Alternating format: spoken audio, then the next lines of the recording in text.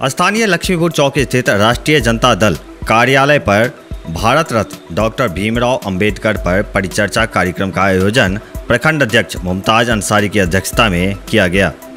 कार्यक्रम को संबोधित करते हुए जंजारपुर के पूर्व सांसद सुरेंद्र प्रसाद यादव ने कहा कि संविधान निर्माता बाबा साहेब डॉक्टर भीमराव अंबेडकर महान समाज सुधारक, अर्थशास्त्री, लेखक और दलितों के मसीहा थे।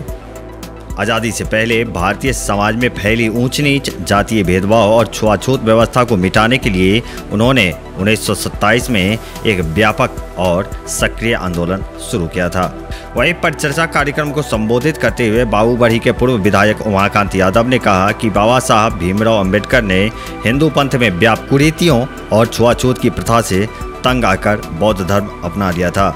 परिचर्चा कार्यक्रम को राजद जिलाध्यक्ष वीर बहादुर राय, राम बहादुर यादव, महेश कुमार महतो, दिवाकर प्रसाद यादव, राम प्रसाद यादव, मनोज कुमार निराला, अमीर प्रसाद यादव, राघव कर्ण, कपिलेश्वर यादव, शैलेंद्र यादव, राम खिलावन सदाय, सत्तू मंडल सहित अन्य ने संबोधित किया।